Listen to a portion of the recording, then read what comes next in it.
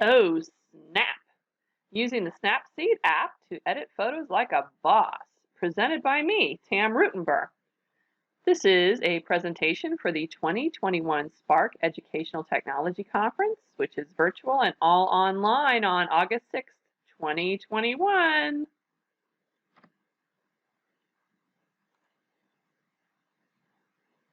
So who is this Tam chick anyway? So I was a Florida teacher from 85 to 2020. I retired last June amidst the pandemic.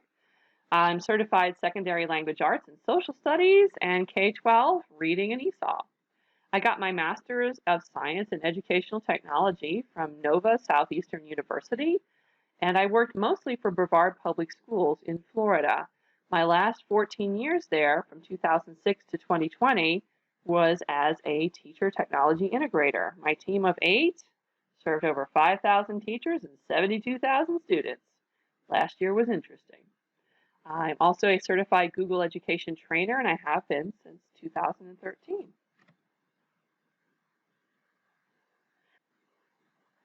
I have been keeping super nerdy since retirement. I started a LLC called See Around, where I take photos, regular and 360. I contribute my pictures to Google Maps. I'm closing in on 2 million views of my pictures on Google Maps, in fact. I take pictures regular and 360 for events like weddings, and I do business and real estate pictures with my 360 camera. I do in-person and virtual nerd parties. So a nerd party is like a Tupperware party, but participants don't have to buy $100 worth of stuff they won't use so that the host can get a chafing dish that they won't use. I do individual and group lessons and a lot of other stuff. The funniest thing is most of this is done completely on my smartphone, and that's what makes it even more fun. Let's get on with our description and our goals for today. We're going to be learning about Snapseed. Snapseed is a free, powerful photo editing app for smartphones and tablets. We'll learn the basics of the app, some of the professional techniques, and a little bit more. I promise you, every picture you take after this session will be better. You don't have to have an expensive tool like Photoshop or Snagit or a super high-end camera to take truly great pictures. You need Snapseed. That's it. Let's talk about using this app with students. For students, graphic design and visuals are more important, especially in this last couple years learning virtually. They need to know how to make their work stand out, whether it's a picture of a science project or a self-designed book cover. We'll talk about those curriculum ideas as we go. Chances are that one day they'll be asked to show what they know to a boss or a client. Knowing the skills behind that isn't going to matter if they can't engage their audience with something compelling to look at. Every picture they ever take will be better. That's a lifelong skill you'll teach them, even if it's not mentioned in your curriculum. How do I get that Snapseed app, you might be asking? Well, it is available in Android and Apple in the app stores. So what I'd like you to do is pause my video because I am doing this virtual event and putting it on YouTube. You're going to download and install it on your device. And when you're done, come back here and start this video up again. Go on, I'll wait. No, seriously, I'll wait. Stop the video and go download the app. Oh, you're back. Yay! So, later on, what I'd like you to do is go Google Snapseed history and learn how it was developed. You'll find out that Google purchased it, which makes perfect sense when you see how simple it is and that there's no ads in Snapseed, which is another nice thing when you're working with students with this. You don't need something inappropriate ad-wise popping up onto the screen. So let's get on with it. We're going to open Snapseed on our devices. Now remember, it's going to ask for access to your photo roll. Please allow it. When it ends up saving pictures to your camera roll on your device, it will create its own folder titled Snapseed and put copies of those pictures that you have edited in there. It does not mess up or change your original picture. So that's great too. You can always go back to that picture and edit it again. So without further ado, let's use Snapseed. Woohoo! I'm on my device, and here is my Snapseed app with the little green leaf. You tap it. And the first time that you use Snapseed, you probably want to do this. Up at the top right, you're going to look for the ... the ellipses, because you know that, so it's under there, more. So I'm going to click on my ... and I'm going to go to Settings. And under Image Sizing, I'm going to say Do Not Resize. This is also where you can make things super high quality by maybe going 4,000 pixels or whatever. But if you're not resizing, if you're already taking pictures larger than those defaults in there, just leave it on Do Not Resize, because you want it to be super high resolution. I mean, you're making these pictures for a reason, right? So let's go back with the arrow. So in Snapseed, once I've got that set, I will click on the plus side. Plus means add. If you don't see the plus sign in the top left, it says open. It goes to the same place. 2 doors to the same room. So I'm going to tap the plus. And Snapseed accesses the last photo folder in my photo roll on my phone. So this one is for photography class. Yours might go to a different one. Just tap and figure out which folder you need to go to. And I'm going to go back to my photography class. And I'm going to choose a photo. So I'm going to do this lovely little mushroom here. So I'm a science student. I'm doing a project on mushrooms. Or maybe I'm in elementary school and I'm learning about decomposing organisms. And a mushroom would be one of those. So I've got this great picture of a mushroom, and I'd like to do some things with it. So the first thing that I see at the bottom of my screen are the looks. So the looks are preset edits. What these do is they stack on top of each other. So as you choose them, they combine with each other. So if I pop it and then accentuate it and then last edit, oops, not that one, portrait it and then morning it and then this and then this, it ends up looking crazy. So don't do that. To get out of this so you don't mess up your project already, you click the X on the bottom left and that'll get out of there.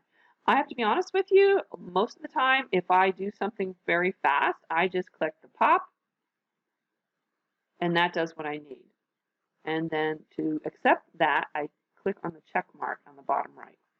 So you can do that if you'd like, play with those for a second. You can pause this video anytime you like and play with anything that I'm showing you, and then start the video again.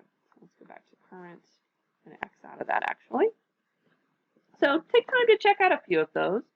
And if you do like it, tap the check mark at the bottom right to accept your edits. And let's see, our next thing is tools. So at the very bottom at the center, you'll see the word tools. Tap that.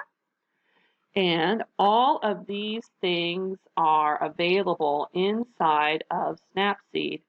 Some of them combine the looks that we saw earlier with other features. So the first thing that you might want to do is to rotate your picture to straighten out horizons or adjust your aspect. So rotate is the second row down. And I'm going to click on it right there. And in Snapseed, for rotate, let's see, I'm going to just maybe do that a little, not too much. I'm pretty sure, actually, I think I kind of like mine, but play with it. So if you have your horizon off kilter, you can straighten that out. And when you're done, you accept your changes. So here's the next thing that's really cool. Inside of Tools, look for the Band-Aids. that is in the third row down, third one over, and it says healing. So we're going to tap on healing. And healing is where I can get rid of stuff that's in there.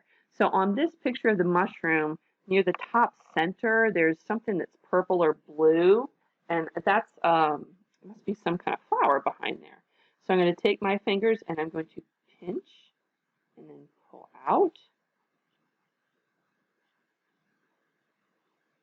And now I can use two fingers to move around, or this box here at the bottom left to move around. And healing, I can get rid of that purple flower at the top just by tapping on it. And it heals it out. So if you've got a bird flying across the sky, or a kid making a face in the background, or anything that you need to not distract from your main picture, you can get rid of it with healing. Now, it's not the be-all, end-all. If I just tap on stuff, it just gets a little wacky. But I can use the back arrow to undo at the bottom. Boom, boom, boom, boom. You don't have to make sound effects, but you can. I find it to be fun. And then when you have healed your picture, you're going to tap the check mark at the bottom right. And I'm going to pinch in again to get my whole picture. And look, purple flower no longer there to be distracting. The next thing I may wish to do is I may wish to crop. So I'm going to go back to Tools. And crop is in that first column, second one down. Your crop tool icon is the same everywhere. And you can crop based on a specific size. I prefer to do the freestyle one, the first one, because I like more freedom on that. So I tap on that, and I grab a corner and pull it down. You'll notice that the horizontal and vertical rule of thirds lines appear. Where those intersect is where you want to have elements of your picture. So remember when you were in elementary school and your art teacher said draw a horizon line, and we all drew it right across the very middle of the picture? It ends up having too much ground and too little sky. So you put your horizon at about the 1/3 up mark horizontally. And so it's just aesthetically pleasing. If you don't care to worry about the rule of thirds, don't worry about it. That's okay. I'm just giving you some hints there as to why it has those lines. When you have cropped your picture, actually right there, right in that corner of that mushroom, actually was pretty good to begin with. Let's do that. Like that. Okay. And I'm going to click check. So I actually don't like that as much as before, but because we're just doing a practice lesson, not a perfect lesson, we will go on. The next tool that you are going to look at is the tuning image. So I click on Tools again. And Tune Image is the very first one in the first row. Okay, so at the very bottom of your screen, you'll see the adjuster toggle icon, and you'll see a little magic wand. So tap on the magic wand, and that auto adjusts what Snapseed thinks will look better about your picture. To see the individual functions within this adjusting tool, we're going to tap on the toggles. So when I tap on the toggles, you have a whole list of options here of things that can be changed. I have a Google Doc that's linked in the description of this video with Snapseed Lesson 1 notes, where you'll be able to see exactly what all of these do. I think some of them are pretty cool. Ambiance accentuates the foreground as compared to the background. Highlights makes the brighter areas brighter or less bright.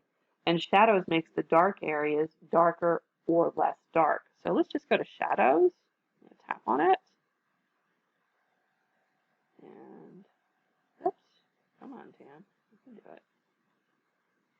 Anything that's darker should be going more dark. You notice the mushroom stays pretty much the same.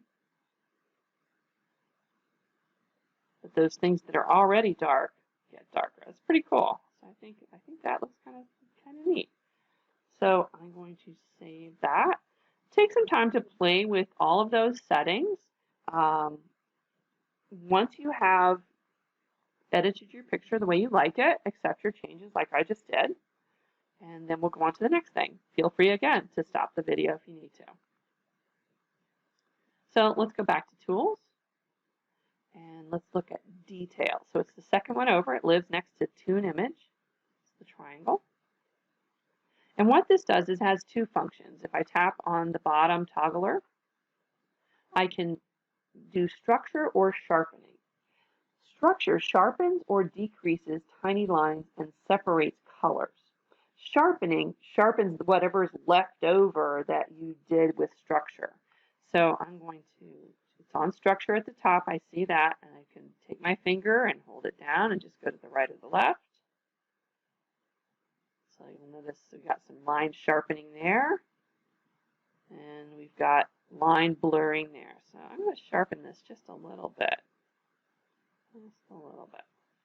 And I don't usually goof around with sharpening, but you can if you want to. When you're done with that, you accept your changes. The next tool we're going to play with, tap Tools, White Balance. It's the top right. And what that does is it gives you your warmth or your tint. So if I tap on the toggle at the bottom, temperature, more orange or more blue. Tint, more purple or pink or more green. If you think that you want to pop up a color in here or a color family, I'm just going to go to temperature, which is the same as warmth. Make it just a smidge warmer. There you go. And I'm going to accept that. All right. Another thing that's cute in here is go to Tools. And you might have to scroll down a little bit, but Portrait. Now, Portrait really only works if you have a face on there. It actually looks for faces. So watch what it does with the mushroom. Tap on Portrait. It says, hey, I couldn't find a face on there. But if you did have a face, it allows you to pop the eyes to make them more visible. So if somebody's wearing a hat and the brim of the hat is shading their eyes, you can lighten up their eyes. You can smooth out wrinkles, which is very nice. And it also lets you spotlight by lightening and darkening everything around a certain spot, which is nice. So you want just this person to be highlighted in that picture. You put the spotlight on them and lighten and dark. But once again, mushroom is not a person, so it does not have a face. I'm going to go to Next Tools and go to my last little guy here that I wanted to show you, which is Vignette. It's the bottom left. And that allows you to control, hit the toggle, the outer brightness or the inner brightness of your picture. So right now, the outer brightness is set at -50, meaning that the mushroom is highlighted. I can take my dot and move it around and say, hey, I want that part, the outer brightness. Look at that, isn't that cool? So if you have a kid doing a project and let's say they're doing a science project and they want to highlight a certain part of an experiment that they were doing, they've got a picture of the whole experiment, but they want you to focus on just that one point. They can leave that whole picture and then darken the outer brightness around that one spot where they want people to look. That's pretty cool when you look at that. I can then also go to inner brightness and make that inner brightness even whiter. Ooh, that looks a little freaky there. Just bring them down to 6. Once again, this is my practice day, not my perfect day. That's fine. When I'm done, I hit the check mark. And there's my mushroom. Looks pretty cool, huh? So those are the basic workflow that I go through. If Pop doesn't do it, I do basically pop the picture to an image and hit the magic wand, and that usually does enough for me in my pictures, but there were some other functions in there to make your pictures even better. So I'm going to export my picture right now. It allows me to save as a copy of my photo. I can do these export and export as, create a copy to a selected folder. Now, if you're using an iPhone, you may not have all these options, but export actually saves your picture. It's the same as save in my Android device. I'm just going to click save. Notice it goes through all those things we just did. That's some basic uses of Snapseed. Google does have a support page for it, which will go through all of the tools and everything you need to know about them. We went through the ones that were specific to fine-tuning an image. We didn't go into these other looks like grunge or noir or grainy film, but those things might be useful to you as your students go through different periods in history. Maybe they're doing a report on the early 1900s through like the 1940s. Maybe noir might fit. Going into something like Dashiell Hammett novel if you're language arts. Maybe you're going to do some black and white pictures or make them a little sepia, which were also in looks, by the way, down here. So you're talking about the Old West, so maybe you want to make something a little bit sepia. That would be work really well.